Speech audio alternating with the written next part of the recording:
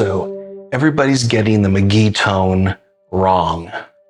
Here's why. McGee actually has a unique tone, but his tone is different from track to track. And his tone is different from the live versions to the recorded versions. It's hard to kind of pinpoint one particular tone. So you have all these videos on YouTube trying to kind of reproduce his tone. And we do know his signal chain. We know his pedal board, and we know what pedals he uses. And that's really all we need to kind of achieve something pretty close, something that is inspired by that tone. I think that's where all these videos on YouTube succeed. So I wanted to do something a little different, something I hadn't seen yet, and that is actually work on the guitar, because McGee's tone has a lot to do with the guitar he uses. So contrary to popular belief, McGee doesn't use a baritone. He uses a baritone tuning. So when you see people like Rhett Shull on YouTube trying to reproduce a tone using a baritone, he's getting close. He's got the tuning, it's just the wrong guitar. And nobody's using the right guitar. And here's the right guitar. It's basically a Fender Jaguar. Fender Jaguar has a short scale. This is quite the opposite of a baritone. This is a 24-inch scale, and it's strung with flat wounds.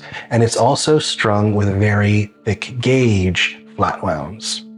So with those thick gauge flat wounds and the short scale, we're able to achieve a very low baritone tuning. I think when you have the right tuning, the right guitar, the right scale length, and the right strings, you get a little closer to the tone. So the flat wounds give it a very muted tone, sort of like old strings, and it's got a really smooth feel to it. So you gotta use these flat wound chromes. These are D'Addario chromes. So obviously after this, we wanna build a patch. And here's where you can actually start to kind of go off on your own tangent. You wanna have a tone that's inspired by McGee, not his exact tone. Why would you want that? And I think everybody does a fantastic job on YouTube for trying to rebuild that signal chain using either inexpensive gear or using software plugins, and I love that. I wanted to go a different route, something that I hadn't seen before, and that's use the Fractal to actually build the signal chain. So I have an FM9 sitting right there, and we're gonna try to get something that's inspired by McGee, not necessarily his tone. Let's get to it. So one of the big pieces of the tone is this element of dynamics, where you can actually play pretty soft pieces, but then also get to dig in to really bring out that reverb and delay.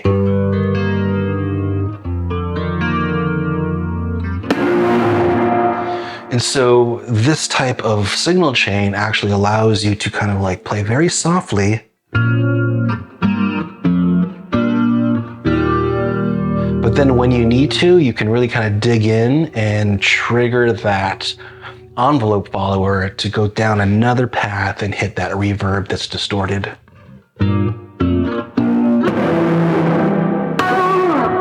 And so it's that really cool sort of Ranger effects pedal that we're trying to emulate that everybody does a great job doing with software plugins, only we're using something a little bit different on the Fractal. We're not using a noise gate, we're using an envelope follower. So one of the really beautiful things about the Fractal is that we can actually add modulation in terms of modifiers to any knob we want. So it's a really great way to add a lot of variation and complexity to really simple things like a guitar patch. And obviously we're not using an amp because McGee doesn't use an amp. We're sort of emulating his Tascam Porta Studio preamp sound here in this case. And so let's go ahead and take a look to see how we built this patch. So let's take a look at this one. This is a very simple patch. I have my in that's going in, and then I have a drive pedal. Well, this isn't a overdrive or a fuzz, it's just a FET preamp. And all I'm doing here is having the drive set to 0 and the level at 8. This is allowing me to boost this guitar signal, which is quite weak, into a range that we can actually use. Then I have a compressor here. This is an optical compressor. And I have a flange. This is a BBF-2, and I have the mix around 39%. Going into a chorus, which is a stereo tri-chorus with the mix at 50. Now, the last thing it hits before the signal splits is this delay. Only this delay block is not a delay. I'm using this because it's the worn tape delay block. So it's emulating a tape machine delay. And what I want from this isn't the delay itself. I want the actual preamp part of it. And so you can see I have no delay. I think the delay is at 1 millisecond, so there's no delay on it. And I have the drive of this tape machine set to 9 and the level at 12. So notice I'm adding a lot of dB here to get, to boost this guitar signal to like amp level.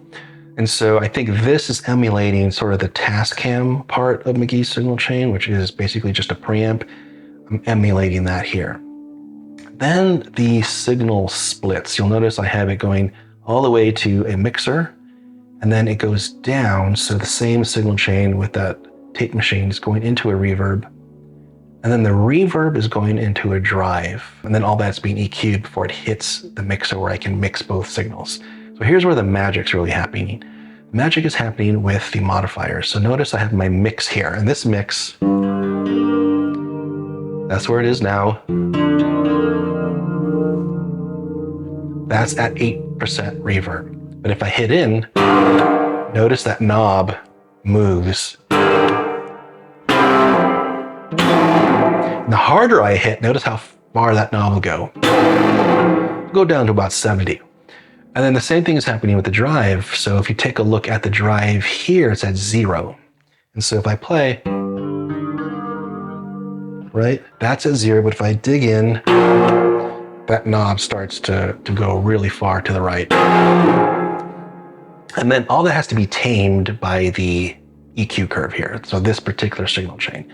So how am I doing the actual modifier? So if I right click on this, you'll see that I have an envelope follower. So a lot of people on YouTube are using noise gates. That's cool. It's a really interesting way to do it. I'm using this envelope follower where I can set the parameter range. So where does that reverb knob start? Notice I have it at 8.9. So if I go back to it, mixed is at 8.9. So 8.9, that's where I'm starting because I want a little bit of reverb on there. And then the range is 100. So the furthest it can go is 100. Notice as I play softly, this little yellow dot doesn't move, but if I do, it goes up that curve. There's quite a few other settings here that you can set for the attack and the release as to like how long that knob stays at that high level before it comes back down. So much control over this tone using envelope followers. And each envelope follower can be different for each volume knob. So I go to my drive and I go to the drive section here. This starts at 0 because I want my parameter to start with 0 drive. And then as I dig in, it'll go up. And obviously the max is 10 because I want it to be as max as possible, but I could dial it back so that it only goes to like 7 or 8. Again, the attack and the release are super important. How long do you want it to stay? I want this to be fairly quick.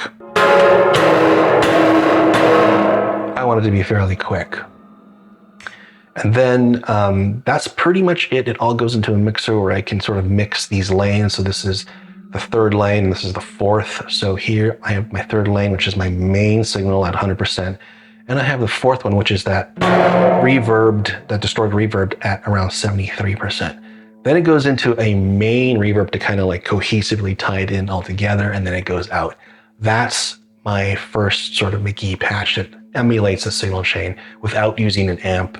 And I think it sounds fantastic.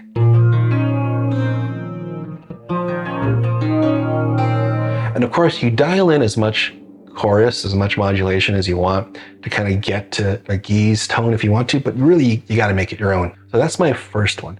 But the second one I think is much better. And I really like this one because it's doing a couple of things. This is my solo patch, and you can see it's a lot more complicated and it has room for even more complexity. So in this case, I have that same sort of dual signal chain. And this time, instead of going out, it's going to ascend. And I'm returning it to this guy where I can actually add a little bit of multi-comp and then a limiter, because this one goes a little bit crazy before it goes out. And the other thing you'll notice is that, see these two elements here, the reverb and the drive? They also have that envelope follower set to the knobs, but there's also an LFO turning them on and turning them off. So that sometimes they're both on at the same time, sometimes one's off, sometimes they're both off at the same time. So it adds this variation and complexity that you can't get anywhere else. You can't do this with anything else. You probably could do with some software plugins and some automation, but this is doing it automatically. And I love this patch because this is my solo patch, and it allows me to to really kind of like get some complexities in the solo.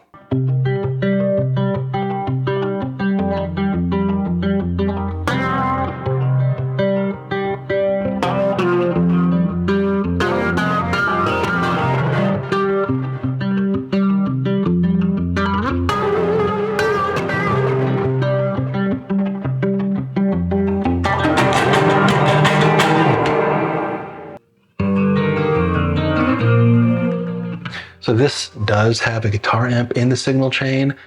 This is a solo patch, and so you do need something sort of like boost the signal to kind of cut through the mix. It still has all that really cool warmth.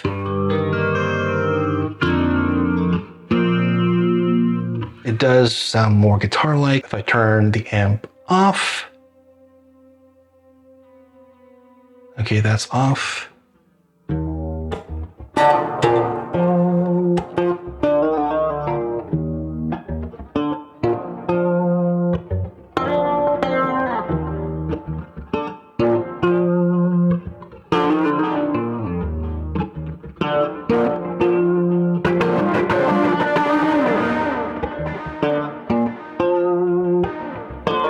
There you go. Let's go ahead and listen to this in a mix.